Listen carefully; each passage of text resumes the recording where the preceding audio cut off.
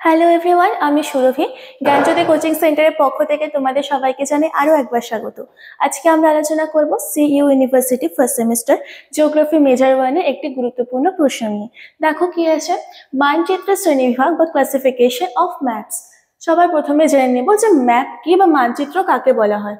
তো দেখো, কাগজের ওপর কোনো একটি সুনির্দিষ্ট বলতে একটি নির্দিষ্ট কোনো স্কেলের ওপর ভিত্তি করে যখন অক্ষরেখা ও দ্রাঘিমা রেখার জালের মধ্যে আঁকা দেশ বা মহাদেশের মধ্যে বিন্দু, রং, বৃত্ত, ছায়াপাত, প্রতীক, চিহ্ন ইত্যাদির দ্বারা ভৌগোলিক উপাদানগুলিকে যখন চিহ্নিত করা হবে বা দেখানো হবে, তখন কিন্তু তাকে মানচিত্র বলা হয়।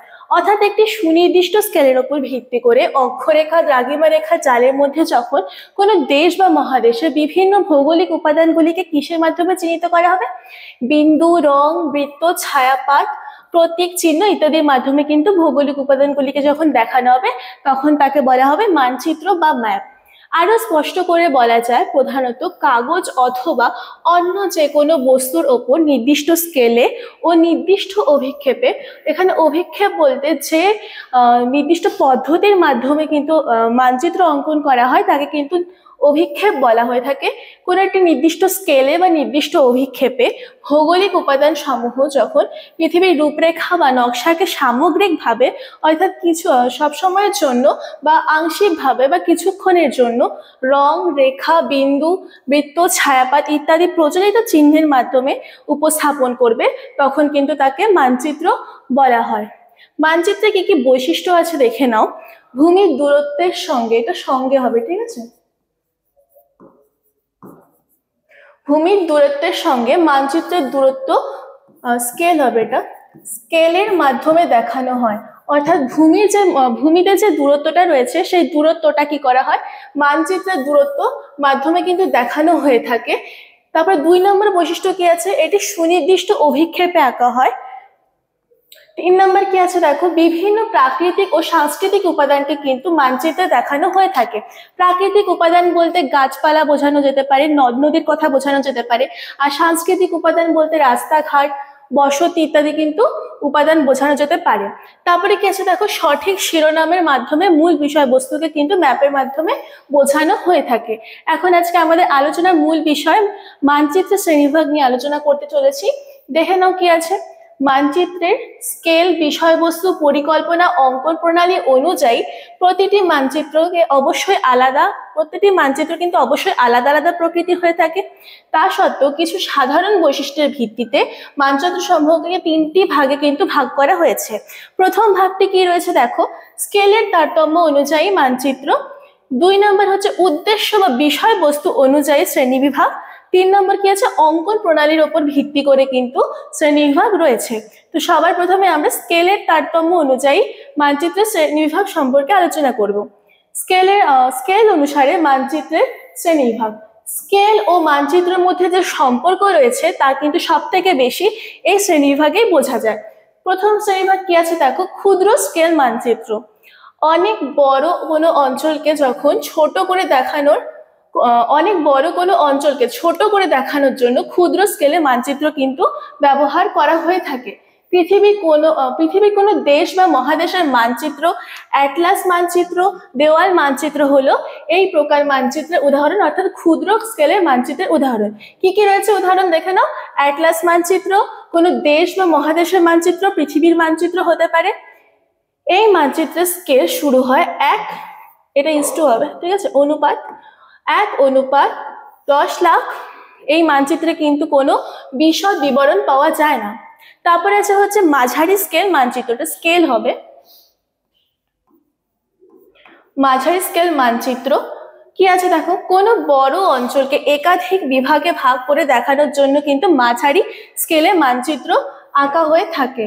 অর্থাৎ কোনো বৃহৎ অঞ্চলকে যখন একাধিক বিভাগে ভাগ করে দেখানো হবে, সেক্ষেত্রে কিন্তু মাঝারি স্কেল মানচিত্র ব্যবহার করা হয়ে থাকে। উদাহরণ কি দেওয়া আছে দেখো, টোপোগ্রাফিক মানচিত্র। এই স্কেল হয় 1:50,000 থেকে 1:10 লাখ হয়ে থাকে। এর মধ্যে এই মানচিত্রে কিছুটি বিশদ বিবরণ পাওয়া যায়, অর্থাৎ এই মানচিত্রে কিন্তু কিছুটা বেশি রকমের বিবরণ পাওয়া যায়। তারপরে কি আছে দেখো, বৃহৎ স্কেল মানচিত্র, এটা স্কেল হবে। বৃহৎ স্কেল মানচিত্র কোনো অঞ্চলকে বিশদে দেখানোর জন্য বৃহৎ স্কেলে মানচিত্র কিন্তু আঁকা হয়ে থাকে। এই স্কেলের মান সাধারণত 1:50,000-এর কম হয়ে থাকে। মৌজা মানচিত্র কিন্তু বৃহৎ স্কেলের মানচিত্রের একটি উদাহরণ। তারপরে কি আছে দেখো, উদ্দেশ্য ভিত্তিক মানচিত্র। মানচিত্রকে তিনটি ভাগে ভাগ করা হচ্ছে। প্রথম যে ভাগ ছিল স্কেল অনুযায়ী শ্রেণীভাগ, ওটা কিন্তু আমরা আলোচনা করলাম। এখন 2 নম্বর যে শ্রেণীভাগ ছিল উদ্দেশ্য ভিত্তিক মানচিত্র, সেটা নিয়ে কিন্তু আলোচনা করব। এই উদ্দেশ্য ভিত্তিক মানচিত্রকেও কিন্তু আবার 3টি ভাগে ভাগ করা হয়।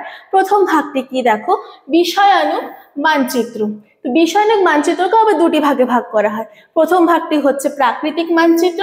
এই প্রাকৃতিক মানচিত্রে কি আলোচনা করা হয় দেখো, যে মানচিত্রে প্রকৃতির বৈশিষ্ট্য যেমন নদী, পাহাড়, সমভূমি, উপত্যকা, বন, হ্রদ, সাগর ইত্যাদি দেখানো হয়, তাকে কিন্তু প্রাকৃতিক মানচিত্র বা ফিজিক্যাল ম্যাপ বলা হয়ে থাকে।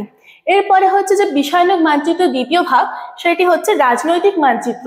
এই মানচিত্রে কি দেখানো হয়, মানব নির্মিত রাজনৈতিক সীমানা, যেমন দেশ, রাজ্য, জেলা, রাজধানী, শহর, রাস্তা, রেলপথ ইত্যাদি কিন্তু রাজনৈতিক মানচিত্রের মাধ্যমে দেখানো হয়ে থাকে। এই প্রকার মানচিত্রকে রাজনৈতিক মানচিত্র বা পলিটিক্যাল ম্যাপ বলা হয়ে থাকে। এরপরে আরেকটি ভাগ কি রয়েছে দেখো, উদ্দেশ্যের উপর ভিত্তি করে যে দ্বিতীয় ভাগ, সেই দ্বিতীয় ভাগটি হচ্ছে সাধারণ উদ্দেশ্যমূলক মানচিত্র।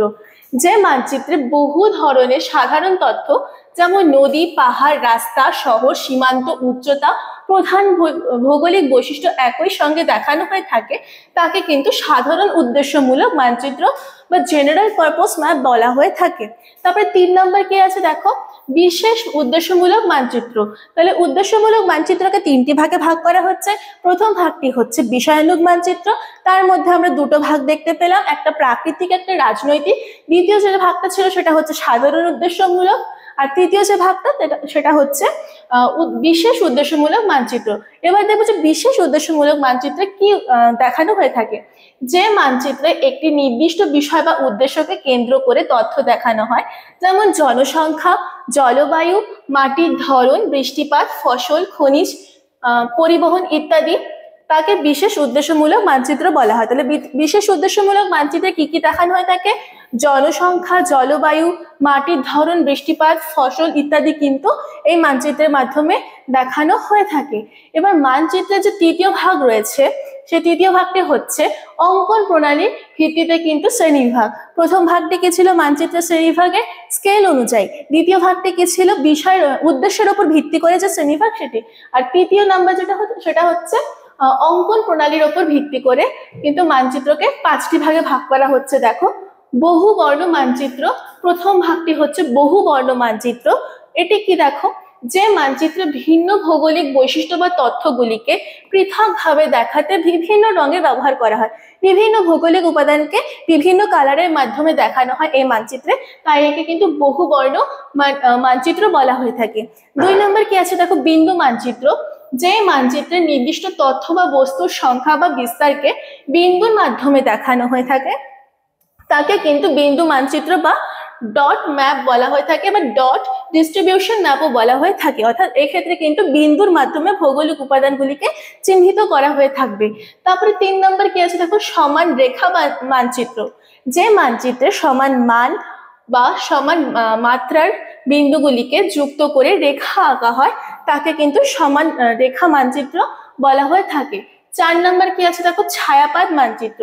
এখানে কি দেখানো হয়, যে মানচিত্রে ভূপৃষ্ঠের উচ্চতা, নিম্নতা, পাহাড়, উপত্যকার ঢাল বা আকৃতি, ছায়ার মতো রং গাঢ় হালকা করে দেখানো হয়, তাকে কিন্তু ছায়াপাত মানচিত্র বলা হয়ে থাকে। 5 নম্বর কি আছে, সাংকেতিক চিহ্নের মানচিত্র।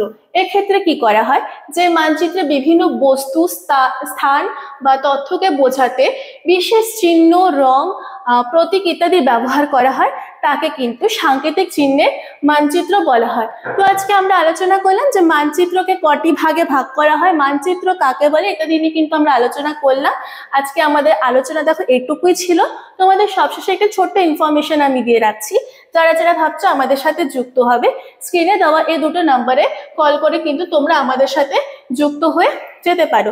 আমাদের সাথে যুক্ত হয়ে যাওয়ার ফলে তোমরা যে সুযোগগুলো পাচ্ছ দেখে নাও, live classes, high quality notes, recorded classes, 100% common suggestions কিন্তু তোমরা পেয়ে যাচ্ছ। যারা মেজর স্টুডেন্টস রয়েছে তাদের জন্য কোর্স ফি রাখা হয়েছে 1199, এবং যারা মাইনর স্টুডেন্টস রয়েছে তাদের জন্য কোর্স ফি রাখা হয়েছে 699। এছাড়া আমাদের একটি অ্যাপ প্রেস্টিকল এডুকেশন নামে লঞ্চ হয়েছে, যার মাধ্যমে কিন্তু তোমরা 2026 থেকে সমস্ত পড়াশোনা চালিয়ে যেতে পারবে। আজকে আলোচনা এটুকুই ছিল, দেখা হচ্ছে পরের ক্লাসে। Thank you.